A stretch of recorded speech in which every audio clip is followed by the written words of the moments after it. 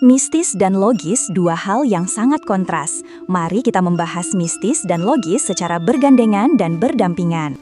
Mistis dan logis, dua hal yang sangat kontras. Tapi di negeri ini, entah bagaimana, keduanya hidup berdampingan. Cerita tentang hantu di Indonesia bukan cuma kisah horor.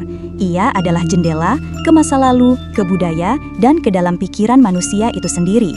Kita akan menyusuri keduanya, melihat dunia gaib lewat dua lensa kepercayaan dan lensa penjelasan. Kita mungkin belum pernah benar-benar melihat mereka, tapi kenapa tetap percaya? Kadang kita bahkan bisa merasakan kehadiran mereka, tanpa bentuk tapi hadir, tanpa suara tapi menusuk sunyi. Hal-hal yang berbau mistis adalah sebuah keyakinan yang harus sama-sama kita hargai bersama karena semua dimulai dari kepercayaan, kearifan lokal, dan juga keyakinan dari individu-individu tertentu, maka bisa saja sosok-sosok hantu ini memang benar adanya. Dari kacamata kepercayaan, hantu atau setan biasanya lahir dari beberapa tulisan-tulisan, catatan-catatan kuno, kuping ke kuping, dan keyakinan turun-menurun. Beberapa orang memang benar pernah merasakan kehadiran mereka, tapi beberapa orang bahkan sepanjang hidupnya tidak pernah merasa apalagi melihat wujud mereka. Dari segi sains dan ilmiah, ini bisa dijelaskan sebagai pareidolia, hipnagogic, dan halusinasi.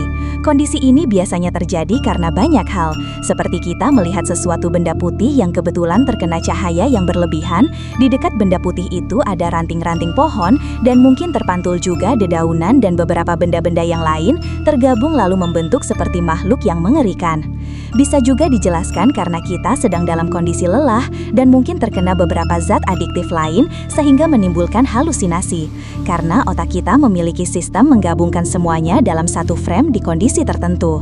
Tapi ada beberapa kejadian yang memang sampai sekarang belum bisa dijelaskan secara ilmiah.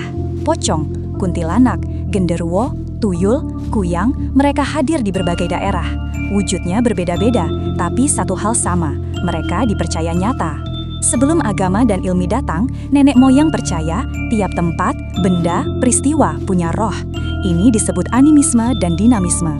Orang yang meninggal tidak wajar, bunuh diri, dibunuh, atau meninggal hamil, diyakini rohnya tak tenang.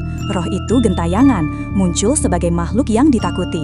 Pocong dipercaya sebagai roh yang belum dilepas kain kafannya. Ini bukan sekedar cerita, tapi kepercayaan yang hidup ratusan tahun. Mistis dan logis bukan untuk saling mengalahkan, tapi untuk saling menyeimbangkan, saling menguji, dan kadang saling membenarkan. Jadi, kamu percaya yang mana? Mereka benar-benar ada atau hanya lahir dari rasa takut manusia? Dan ini baru permulaan. Di episode-episode selanjutnya,